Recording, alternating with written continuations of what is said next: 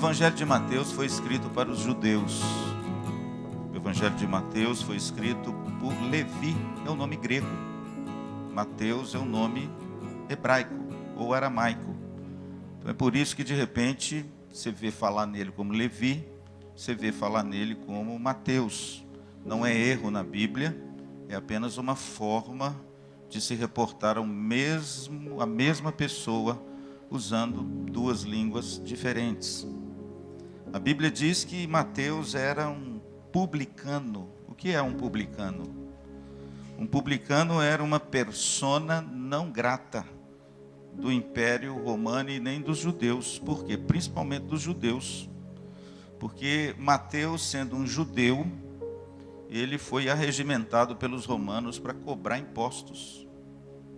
E vocês sabem que o Império Romano naquela época era um império que dominava praticamente todo mundo conhecido na época. Pra você ter uma ideia, o imperador César Augusto era o imperador à época do nascimento de Jesus. E foi o primeiro grande imperador de Roma. E se você for na cidade de Roma, hoje, lá na cidade antiga, você vai ver muitas estátuas de César Augusto. Ele praticamente unificou o Império Romano. O Império Romano, então, dominou por 5 séculos o mundo conhecido. E o interessante é que o Império Romano, ele dominava da seguinte forma: ele impunha as suas leis, mas ele dava uma certa liberdade religiosa para os povos. Os povos poderiam praticar sua religião, desde que a sua religião não causasse nenhum tipo de revolta, de problema. E em cada lugar eles colocavam governadores. É por isso que você vê na Bíblia o nome de Pôncio Pilatos. Era um romano que governava em nome de Roma a província da Palestina e de Israel. O interessante é que Mateus, sendo um judeu e sendo um povo dominado, logicamente revoltas aconteceram. A história está cheia de revoltas de um povo dominado para com um povo dominador. E os judeus não foram diferentes. Ao longo da história do povo judeu, por exemplo, a história dos hebreus, descrita por Flávio Joséfo, um compêndio precioso que narra a história dos judeus, retratam muitas revoltas. Muitos judeus foram mortos porque eles se revoltaram contra esses dominadores. E o interessante é que Roma, além de colocar procuradores de Roma, Roma tentava também tornar os seus reis locais fantoches de Roma. Porque assim ele dominava não apenas a área política através do governador, mas de certa feita dominava também a religião. Quem era o homem que era cupincha de Roma e que Roma pegou para que ele fosse também alguém amando de Roma? Herodes. Você pode ver que a estratégia de Roma era uma boa estratégia. Ela dominava, ela colocava governadores, ela influenciava os governadores locais, e todos eles, de certa feita, comiam na mão dos romanos. Um grande exército, muita riqueza, grande poder, grande influência no mundo inteiro. E o interessante é que assim eles dominaram quase tudo do mundo conhecido na época. E o que eles faziam além disso, pastor? Eles escolhiam alguém do povo, alguém que tinha um conhecimento bom, alguém que era uma pessoa de mente boa, trazia essas pessoas para perto, para que eles pudessem ser os agentes coletores de impostos. Só que aconteciam duas coisas. Primeiro, se ele pegasse um judeu que não concordasse muito com o domínio de Roma, ele era alguém que facilmente não aceitaria isso. Porque na cabeça dele ele estava servindo ao opressor e estava traindo o seu próprio povo. Essa é a primeira coisa. A segunda coisa é porque se ele aceitasse esse cargo, seria-lhe proibido participar da vida religiosa do seu povo. Você imagina isso? Imagine se você de repente entra num determinado trabalho e serve uma determinada pessoa e o seu trabalho te impede de você servir a Cristo na IPVO. O que você faria? Complicado, né? Hein, Osmar? Tem umas questões complicadas, né? Pois foi exatamente isso, irmãos, que aconteceu com várias pessoas. E esses homens receberam o nome de Roma, uma nomenclatura de publicanos. Quem eram então os publicanos? Eram os judeus aliciados pelo Império Romano para cobrar imposto dos judeus para dar para Roma. E é por isso que Roma, irmãos, tinha tanta riqueza, porque eles extraíam essa riqueza dos povos que foram conquistados. Esse foi um grande dilema no ministério de Jesus. Jesus lidou com esse problema em várias vezes. Por exemplo, Jesus foi acusado de não pagar imposto. Lembra daquele texto? Os discípulos de Jesus foram acusados de não pagarem impostos, de estarem contrariando a lei romana. E aí o que Jesus faz? Quem se lembra? Escola dominical é bom, hein, gente? A Bíblia diz que Jesus pede para Pedro ir pescar, e o peixe que ele pegasse, na boca do peixe estaria um estáter, é uma moeda, e que ele retirasse essa moeda da boca do peixe e pagasse o imposto que era anual por ele e por Pedro. Agora você imagina a cara de Pedro com um pedido desse. Imagine quantos peixes deveriam estar no mar da Galileia. Imagine, querido, que Pedro iria pescar um peixe, dentro da boca desse peixe ficou entalado, porque ele não engoliu uma moeda. Agora preste atenção, a moeda é o valor exato do pagamento para duas pessoas. Ela se chama estáter. Está escrito isso aí na sua Bíblia. A Bíblia diz que Pedro foi pescar, segundo a palavra de Jesus, porque eu acho que ele já estava acostumado com isso, por causa da pesca maravilhosa em Lucas 5. A noite inteira labutando, pescando, tentando pescar, julgando as redes, buscando as redes, julgando as redes, buscando as redes, julgando as redes, buscando as redes, e nem sapato velho veio na rede. Só sujeira. Por quê, pastor? Porque o texto diz que ao amanhecer um dia, os barcos estavam na praia e os pescadores lavavam as redes. Sabe o que significa isso? Só pescaram mato. Não pegaram nada. E aí, de repente, quem está na praia? Jesus. E a Bíblia diz que ele estava sendo apertado pela multidão.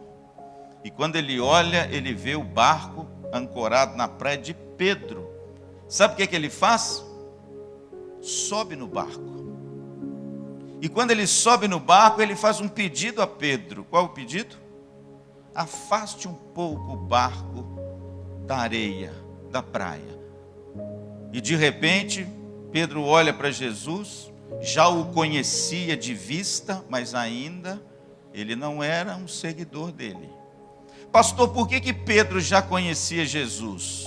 Simples, porque o texto que eu estou narrando está em Lucas 5. E em Lucas 4, Jesus está em Cafarnaum, na casa de Pedro, curando a sua sogra. Jesus é bom mesmo, não é?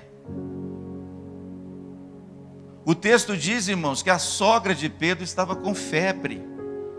E Jesus está em Cafarnaum, por quê? Porque o quartel-general de Cristo não foi em Nazaré, foi em Cafarnaum, na Galileia, às margens do mar da Galileia. E Jesus então entra na casa de Pedro, toca na sogra.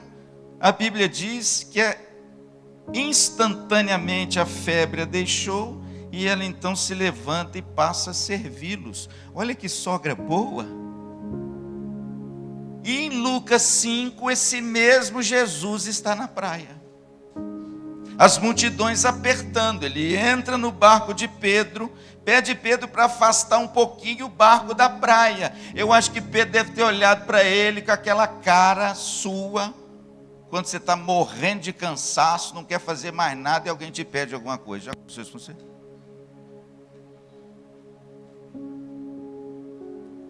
Sabe aquela cara que você está doido para chegar em casa, dormir, tomar um suco, tirar o sapato miserável do pé, já trabalhou a noite inteira, não pegou nada, está cansado, está frustrado, está decepcionado, está morrendo de sono, porque a noite inteira ficou trabalhando, aí vem um rapaz de 30 anos, entra dentro do meu barco, sem pedir,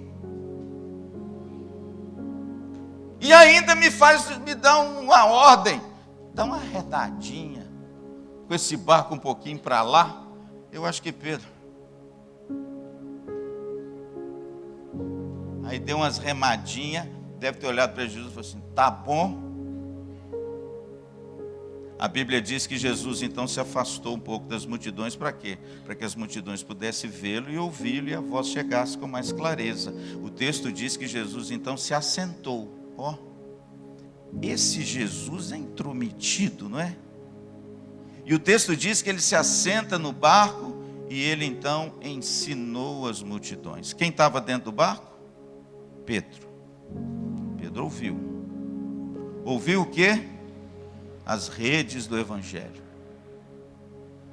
E Jesus então, quando ele termina de ensinar, ele olha para Pedro e fala assim, Pedro, pega o seu barco e vai lá para o fundo.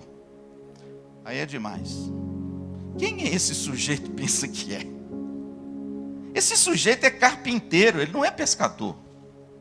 Esse sujeito é um jovem lá de Nazaré. O que ele entende do mar da Galileia? Eu sou um pescador profissional. Eu pesquei aqui a noite inteira. Eu sei cada centímetro quadrado desse lago. Eu sei onde que tem peixe, onde não tem peixe. Eu tenho uma indústria de pesca com meu irmão André, com Zebedeu e seus 2 filhos, Tiago e João. Quem que esse cara que faz colher e prato de madeira está querendo comigo? Pedro, pega o seu barco, vai lá para o fundo. Não vou. Eu acho que se fosse eu fazer, não vou. Lá para o fundo ainda? Não é possível. E ele, irmãos, não tem vergonha não, sabe por quê? Porque ele arrasoa com Jesus, ele debate com Jesus. Ele fala assim, mestre, ou seja, chefe, nós pescamos a noite inteira. Olha a cara da gente, olha essas redes, olha a minha mão. Nós pescamos a noite inteira e não pegamos nada. Mas aí ele se lembra de um negócio. Qual?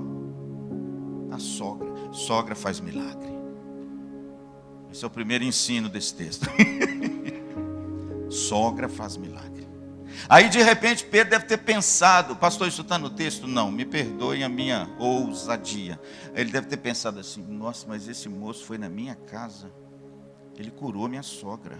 A Bíblia diz que ele tocou nela e a febre deixou. Ah, quer saber?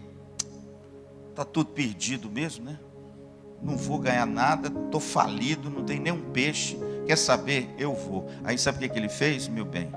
Ele pegou o barco e foi lá para o fundo do mar da Galileia. E olha, era de manhã, era bem cedinho. Aí quando ele chegou lá no fundo, Jesus deu uma outra ordem para ele. Qual foi? Lançai as redes. Irmãos, aconteceu uma coisa tão surpreendente que desde a época de Jesus até hoje, no século 21, nunca mais aconteceu no mar da Galileia. O quê? Pescadores encheram seus barcos pescando de dia. Nunca. Por quê? Porque todo pescador, desde a época de Jesus até hoje, sabe que para pescar uma certa quantidade de peixe, você tem que pescar à noite. De dia não dá peixe. É aquela velha história, o mar hoje não está para peixe. E de dia não tem jeito. Por uma série de razões que eu não quero elencar aqui para vocês. Todo pescador profissional, como Pedro era, sabia que de dia não é hora de pescar. Pescar talvez com uma vara, aonde as águas frias que abastecem o mar da Galileia, os peixes migram todos para lá por causa do calor e por causa do oxigênio. No fundo, de dia, não tem peixe. Mas aí Jesus disse assim, Pedro disse assim, olha, lançai as redes. Aí Pedro falou assim, ó Senhor, tá bom, sob a tua palavra, eu lançarei as redes. E aí, irmãos, a gente vê no milagre acontecendo. A Bíblia diz que ele veio na sua rede, pela qual inúmeras vezes ele julgou, talvez naquele mesmo lugar, uma quantidade tão grande, mas tão grande de peixe, que o texto diz que o barco começou a afundar. E aí Pedro, que estava lá no fundo do mar da Galileia, começou a fazer sinal. Por quê? Porque ele estava muito longe para ser ouvido. Olha como é que a Bíblia é tão acurada nos detalhes. A Bíblia diz que lá do fundo ele começou a fazer sinal para o outro barco, que eram dois. Quem estava nele? Zebedeu, João e Tiago. Porque no dele estava ele e André. E ele começa a fazer sinal para João e Tiago do barco. Para quê? Para o barco ir lá ajudá-los. Por quê? Porque se não ajudar, eles vão afundar, é peixe demais. Aí a Bíblia diz que eles pegaram um barquinho e foram remando. Engraçado, quando tem uma motivação boa, o cansaço vai embora, não vai? É a segunda lição desse texto, eu acho. Quando tem alguma coisa que é bom para a gente, meu filho, acabou o cansaço, acabou a reclamação, acabou, olha lá, é peixe, é dinheiro, nossa, eu estou bom. Não estou cansado mais não. Engraçado, né? Mas o texto diz, irmãos, que Pedro fazendo o sinal, o barco vai até onde ele está, e a Bíblia diz que eles encheram, depois você vai lá em Lucas 5, completamente os dois barcos, ao ponto dos barcos irem a pique, de tanto peixe que tinha. Pastor, quanto cabe um barco na época de Jesus, da Galileia, de peixe? Mais ou menos cheio, umas 3 toneladas. Se encheram 2, tinham mais de 6 toneladas de peixe. Aí eu pergunto para você, pastor, algum pescador do mar da Galileia, em algum tempo, no passado, no presente, pescou uma quantidade dessa de peixe? Nunca.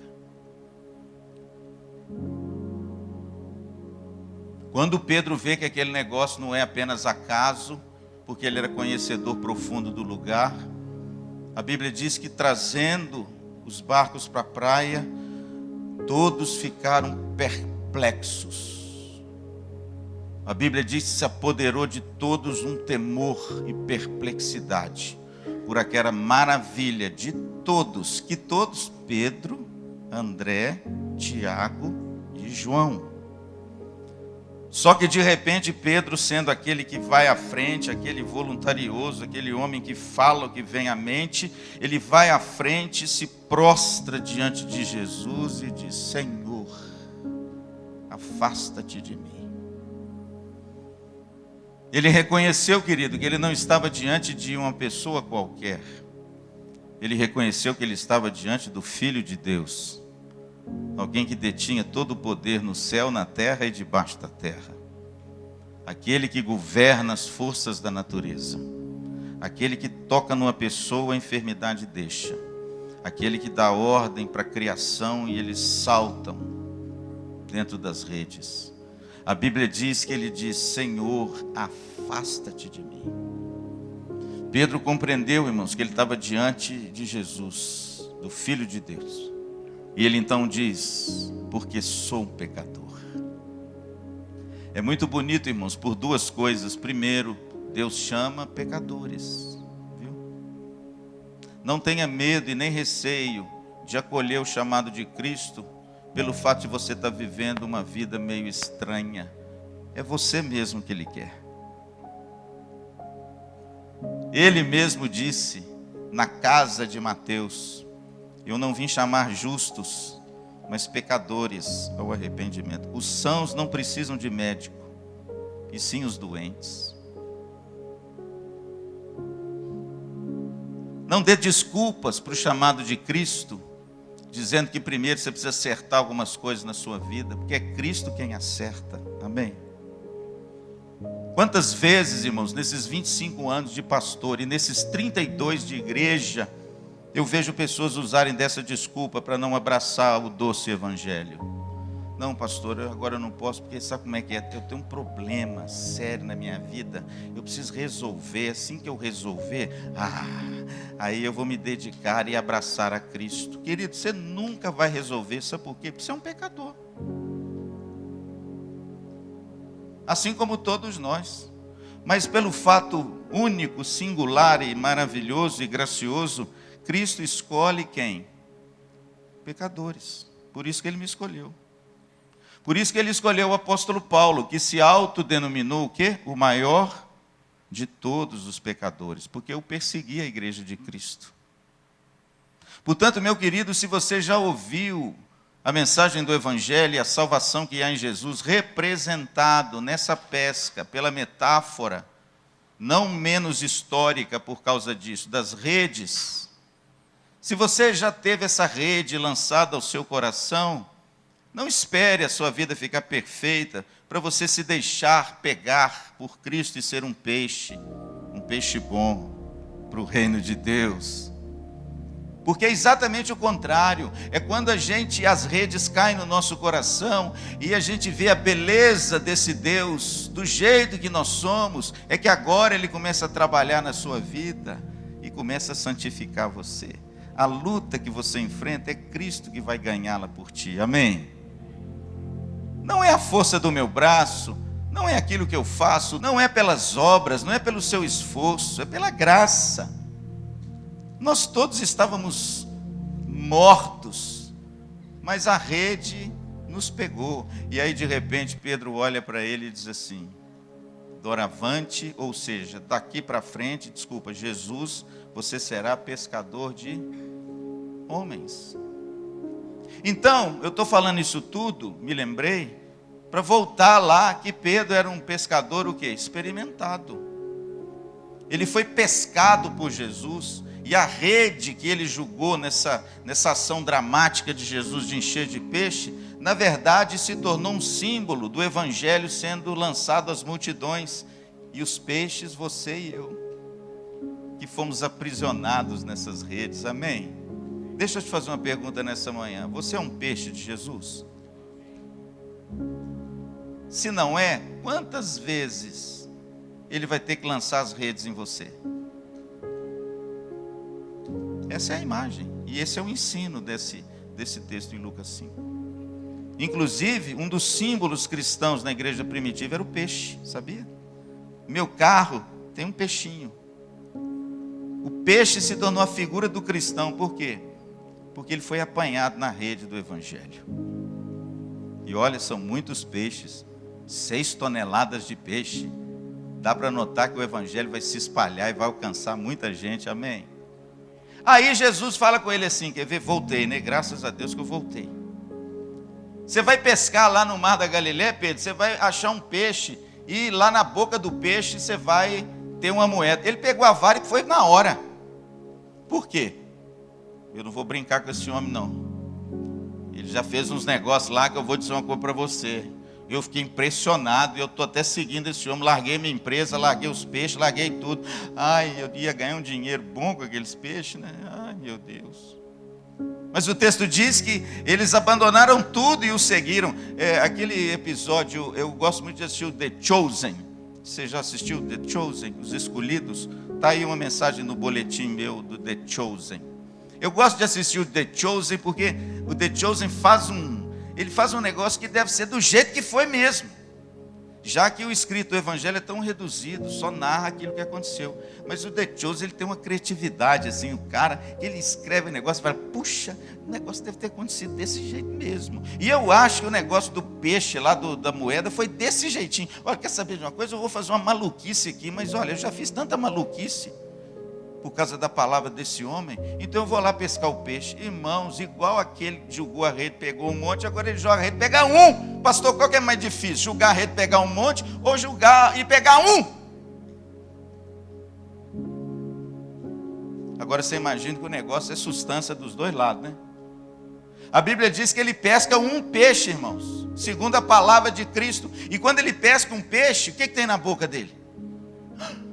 Uma minhoca? Tem uma moeda. Aí Pedro pega, abre. Quando ele olha, irmãos, meu Deus, é isso mesmo. A Bíblia diz que ele tira a moeda e dá para o publicano.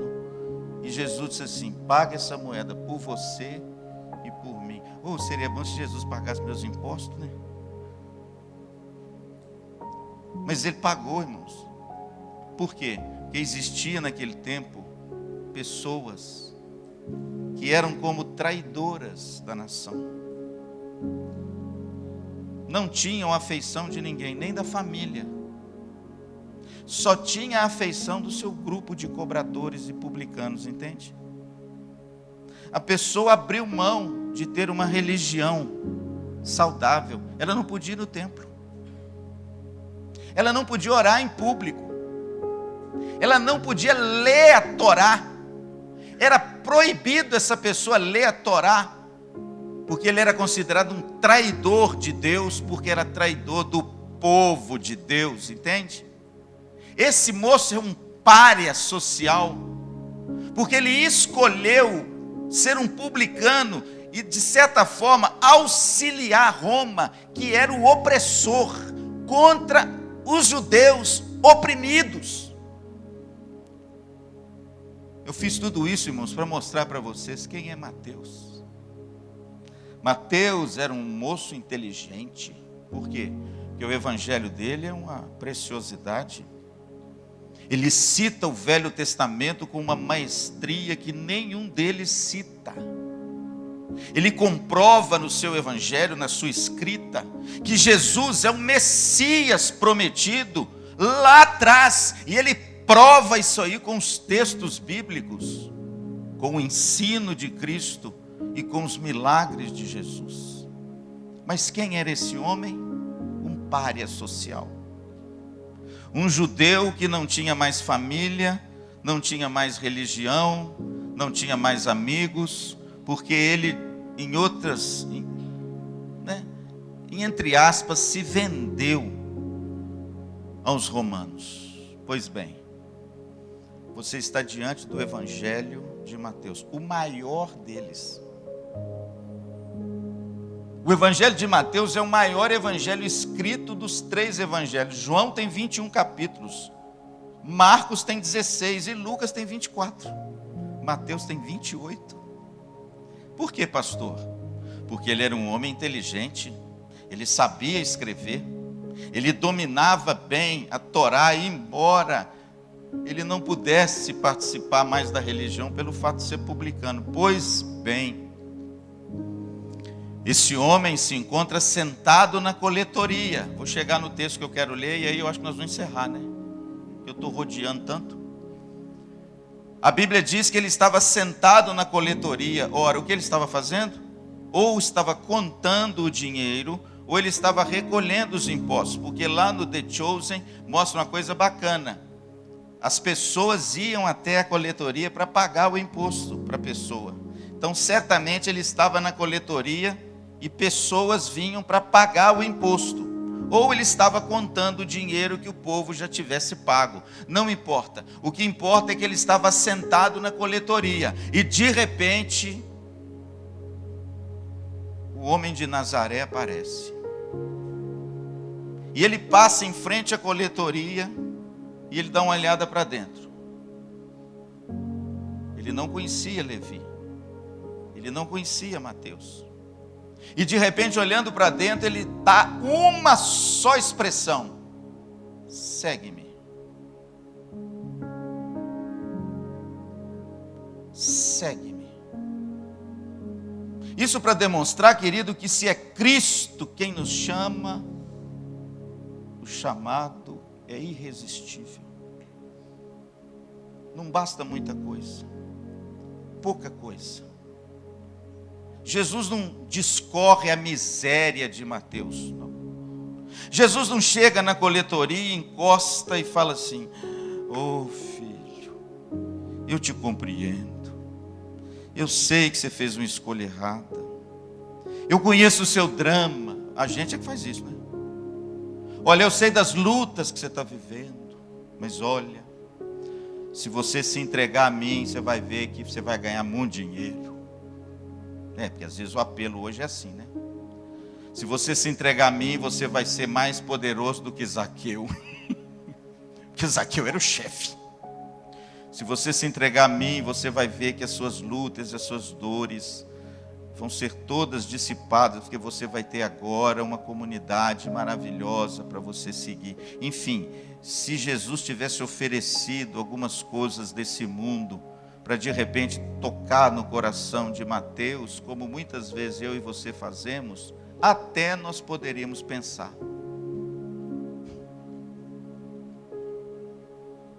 Mas Jesus, irmãos, não faz isso. Não faz isso porque o salmista diz que a palavra de Deus é poderosa. A palavra de Deus quebra os cedros. A palavra de Deus é como voz de muitas águas. A palavra de Deus é aquela que nunca volta vazia. E quando é a palavra de Deus que sai dos lábios do próprio Deus, ela faz o que lhe aprouver. A única palavra que esse homem escutou foi: segue-me. Agora você imagina, querido, essa soberania de Cristo ao chamar os seus. Jesus não quer saber o que se passa com você, porque Ele sabe na realidade. Jesus conhece todas as coisas, mas Ele te chama aonde você está, do jeito que você está, da forma que você está. A única coisa que você precisa saber é ouvir. É por isso que Jesus termina muitos dos seus textos em Apocalipse dizendo assim: aquele que tem ouvidos para ouvir, ouça. Aí acontece uma coisa maravilhosa. A Bíblia diz que imediatamente ele se levantou e seguiu a Cristo. Largou tudo. Como Pedro, André, João e Tiago largaram os barcos cheios de peixe, que o dinheiro podia dar com aquela venda extraordinária. A Bíblia diz que Mateus imediatamente se levantou e seguiu a Cristo. Em outras palavras, irmãos, Mateus abandonou o fardo de ser um publicano, deixou para trás a aliança com Roma, todo o dinheiro que tinha recebido, tudo aquilo que Roma havia prometido a ele. Ele se levanta e segue a Cristo. E quando ele segue a Cristo, ele fica tão feliz, mas tão feliz, que ele quer que outros publicanos ouçam também. Aí sabe o que ele faz? Ele dá um jantar e convida todos os publicanos e pecadores que ele conhece, mas convida Jesus e os seus discípulos. E Jesus, para o choque de muita gente, vai. Ele vai e se assenta com eles. Mas os religiosos de plantão, não é? Os moralistas, legalistas, aqueles que têm pronto o estilingue para julgar a pedra, chamou os seus discípulos de Jesus assim à parte e passou uma descompostura num deles. Olha, isso é um absurdo. Você não dá jeito nesse moço. Ele se assenta com pecadores, ele se assenta com esses publicanos. Dá um jeito nesse moço. E se você vê o texto, você vai ver que Jesus recebeu essa repreensão fora da mesa, lá num outro cômodo, talvez da casa, porque eles falaram de forma velada. Quando eles terminaram de falar, irmãos, Jesus se levanta lá da mesa e diz assim: olha, vocês nunca leram o que está escrito? Misericórdia quero e não sacrifícios, pois eu vim chamar pecadores ao arrependimento. Os sãos não precisam de médicos, e sim os doentes. Esse Mateus deixou escrito no capítulo 11, e aí eu vou ler o texto e eu já aplico e termino, uma das mais belas passagens da Bíblia que só ele escreveu. Siga comigo, por favor, Mateus 11, 28 a 30. Vamos ler juntos? Vamos lá? Vinde a mim. Eu vou começar de novo, porque é Mateus 11, 28. Vamos lá? Vinde a mim, todos os que estáis cansados e sobrecarregados, e eu vos aliviarei. Tomai sobre vós o meu jugo, e aprendei de mim, porque sou manso e humilde de coração, e achareis descanso para a vossa alma, porque o meu jugo é suave e o meu fardo é leve. A minha pergunta para vocês nessa manhã, já quase encerrando, é o seguinte: por que só Mateus revela esse convite glorioso? Por quê? Por que esse convite não está em Marcos? Por que esse convite não está em João, que estava junto com Tiago na pesca maravilhosa? Por que esse convite não está em Lucas, que foi um historiador tão acurado, que fez uma acurada investigação desde o início até nos dias dele sobre Jesus, para entregar para Teófilo, uma pessoa importante, e para todos nós, de certa feita? A minha pergunta é: por que esse convite tão especial, tão encantador, tão sublime, tão único, está só em Mateus e mais evangelho nenhum? Porque eu creio que esse convite foi exatamente o convite para Mateus. Só ele compreenderia o que está cansado e sobrecarregado. Só ele compreenderia o que é ter um fardo pesado nas costas, subjugado por Roma, de extorquir dinheiro do seu próprio povo e de repente não ter como voltar atrás. Talvez só Mateus compreendesse a miséria que ele vivia, de ser aquela pessoa de repente aliada a Roma e considerado traidor do seu próprio povo. E aí Jesus, ao chamá-lo, ele deve ter ouvido dos lábios desse Deus maravilhoso o seguinte: Mateus, eu vou te aliviar, eu vou tirar de você o seu jugo e vou colocar o meu, porque o seu é pesado, você não aguenta carregar, mas o meu jugo é suave, é leve, e aquilo que você sempre procurou e nunca encontrou, eu vou te dar nessa hora o descanso para a sua alma. Você agora vai fazer parte de algo maior. Talvez seja por isso, irmãos, que o convite mais importante da Bíblia está aqui e saiu da pena de Mateus. Talvez foi ele quem ouviu, talvez num recôndito de uma conversa, como The Chosen mostra Jesus, conversando com seus discípulos. Talvez ele ouviu dos lábios de Jesus essa palavra destinada a ele. E ele então, irmãos, narra a experiência que ele teve, como alguém que pelas próprias mãos, ele nunca encontraria alívio, descanso, aceitação, mudança. Mas ele ouviu uma única palavra: segue-me, e obedeceu. Veja, querido, que a forma que Jesus se reporta a esse homem são os atributos de Cristo no seu ministério terreno. Quando ele diz: vinde a mim, Jesus está dizendo que ele é um pai que acolhe. Ele é um pai acolhedor. Vinde a mim. Não é vinde a um sistema teológico, não é vinde a uma denominação, não é vinde a uma religião, não é vinde a um conjunto de normas, é vir a uma pessoa. Vinde a mim, é o início de tudo, quando você ouve a voz de Jesus dizendo: segue-me, e aí você, sem perguntas, sem debate, se levanta simplesmente e vai em direção a Ele. Jesus diz: vinde a mim, você que está cansado e sobrecarregado, e eu vos aliviarei. O alívio que o ser humano necessita, irmãos, provém de Cristo.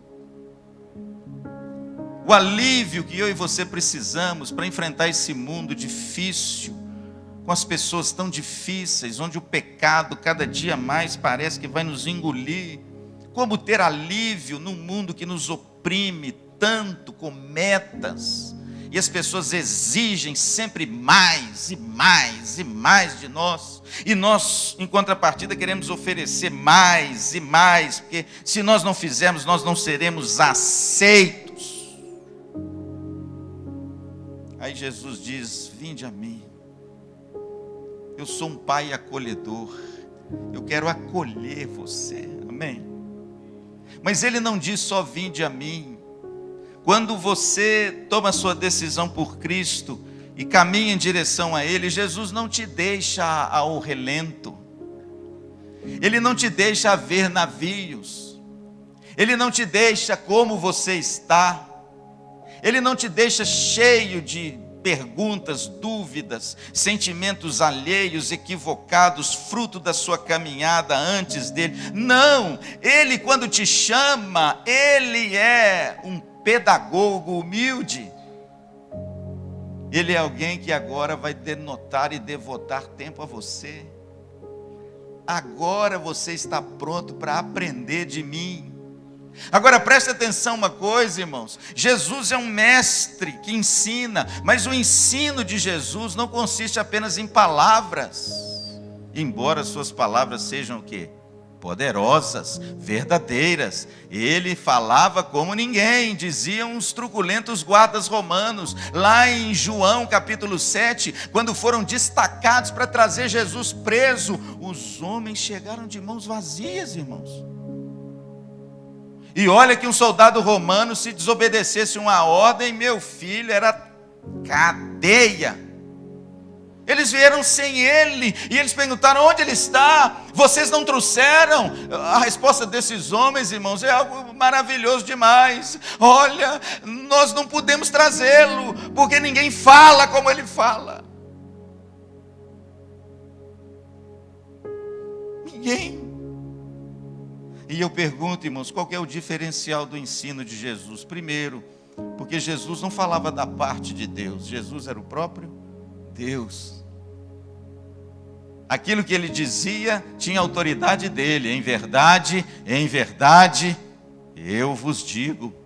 Tinha todo um peso diferente dos outros profetas. Mas em segundo lugar, irmãos, me perdoem a ousadia. Você sabe por que os soldados ficaram maravilhados, não conseguiram trazer? Porque aquilo que Jesus pregava, ele exemplificava com a sua vida. E aí, irmãos, Jesus diz: aprendei de mim, não por aquilo que eu vou te falar, mas por aquilo que você verá em mim, porque eu sou manso e humilde de coração. Que coisa maravilhosa, irmãos. Jesus é um mestre que nos ensina com muita humildade, porque ele nos ensina as coisas de Deus, mas ele nos ensina com aquilo que ele nos deixou explícito das suas obras. Por exemplo, Jesus diz: eu sou a luz do mundo, todo aquele que me segue não andará nas trevas, mas logo em seguida ele cura o cego de nascença. Eu sou o pão vivo que desceu do céu. O verdadeiro pão não é Moisés quem vos deu, o verdadeiro pão é o Pai quem vos dá, e logo em seguida ele multiplica os pães e os peixes. Em outras palavras, Jesus, irmãos, era aquele que experienciava na sua vida a palavra de Deus. A palavra de Deus em Jesus era a verdade. Por quê? Porque ele vivia a palavra de Deus. Aprendei de mim. Que coisa maravilhosa é você seguir a Cristo e se tornar parecido com Ele. Amém? Que coisa maravilhosa, irmãos, é Deus trabalhar no seu coração de um homem impetuoso, voluntarioso. Um homem que de repente chegou às raias da blasfêmia e negou Jesus sentado num lugar de serviçais. Mas esse mesmo Jesus é aquele que arma toda uma cena novamente para trazer esse homem de volta. Sabe por quê? Porque Jesus é aquele que nos ensina com o seu amor, com a sua graça, com a sua humildade, e que nunca desiste dos seus. Nunca. E ele termina dizendo: e achareis descanso para as vossas almas, porque o meu jugo é suave e o meu fardo é leve. Jesus é um pai acolhedor. Jesus é um mestre que ensina com muita humildade. E Jesus é uma fonte de vida e de inspiração. E mais do que isso, com o Espírito Santo habitando em você, ele faz você, dia após dia, a semelhança do próprio Cristo. Amém? 3 atributos, irmãos, dessa pessoa maravilhosa que devem também nortear e ser os atributos dos seus seguidores e da igreja de Jesus. A igreja de Jesus tem que ser um lugar de acolhimento. Está aí o nome da IPVO, uma casa para todos, mas que seja verdade mesmo. Você, cristão, tem que ser uma pessoa que acolhe, uma pessoa que abraça, Uma pessoa que usa a sua vida para acudir e abençoar os aflitos e os angustiados, amém? Jesus é aquele que ensina com muita humildade, ele não impõe, ele dá o exemplo. A igreja tem que ser assim, irmãos, e eu e você também. Jesus não impõe nada, não obriga nada, ele constrange mediante a ação do Espírito Santo em você. Deus me livre, irmãos, de ser um pastor que obriga a ovelha a fazer alguma coisa. Você é livre, amém? É free.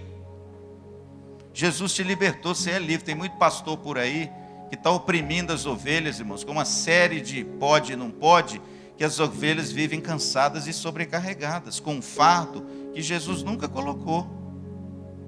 Jesus, irmãos, ele alivia o fardo, ele não põe outro fardo que você já tem, não. O fardo dele é leve, sabe por quê? Porque os mandamentos do Senhor são feitos como constrangidos. Depois que nós vamos a ele, nós temos prazer em agradar o nosso Deus, então para nós é leve. Eu deixar, querido, de praticar uma coisa errada, uma mentira, um pecado, para mim, irmãos, não é tão difícil assim mais, igual era. Sabe por quê? Porque Cristo me libertou. E o Espírito Santo me ajuda a dizer não agora, não com aquele, entendeu? Com aquela clausura existencial, mas de bom grado e de bom coração, irmãos. Agora parece que meu coração está inclinado para as coisas de Deus. É leve, é suave. Quem oprime é o jugo dos homens, os moralistas, os legalistas, que querem impor nas ovelhas algo que Cristo nunca impôs, pelo contrário, retirou. A igreja, irmãos, tem que ser um lugar de ensino da palavra de Deus, mas é da palavra de Deus, entende? E não de achômetros dos homens, e não de moralismos falsos, mas a palavra de Deus pura, genuína, bíblica, consistente, da qual o Espírito Santo usa para alcançar os seus eleitos. E por fim, o texto diz que Jesus inspirava as pessoas, irmãos, pelo aquilo que ele fazia, pelo aquilo que ele vivia. A igreja também precisa ser sal e luz, irmãos, nesse mundo. Nós temos que mostrar que nós somos diferentes. Preste atenção e eu termino. Não melhores, diferentes. Se de repente a gente começar a tomar a forma igualzinho das coisas, nós vamos deixar de salgar. E sabe o que Jesus disse? Que se o sal vier a ser insípido, como eu vou restaurar o sabor? Para nada mais presta, a não ser lançado fora e pisado pelos homens. Irmãos, é isso que tem acontecido. Se a gente deixa de salgar e iluminar esse mundo, se a gente declina da nossa posição nas regiões celestes em Cristo e começa a escrafunchar na lama, como lá em Provérbios o porco começa a escrafunchar, a Bíblia diz, irmãos, que nós seremos pisados pelos homens. Não, irmãos, a igreja é sal, a igreja é luz, a igreja tem que iluminar esse mundo, irmãos, que jaz em trevas do pecado. Encontramos algo melhor, amém? Uma alegria melhor, um alívio melhor, uma vida melhor, o nosso Senhor Jesus, amém? Acolha as pessoas, se dedique a uma delas ensinando o Evangelho, seja uma fonte de inspiração dentro da sua casa, para os seus filhos, para a sua esposa, para o seu ministério, dentro do seu grupo, do seu trabalho. Mostre com as suas atitudes o Deus que você ama e serve, e assim você cumprirá a lei de Cristo, amém?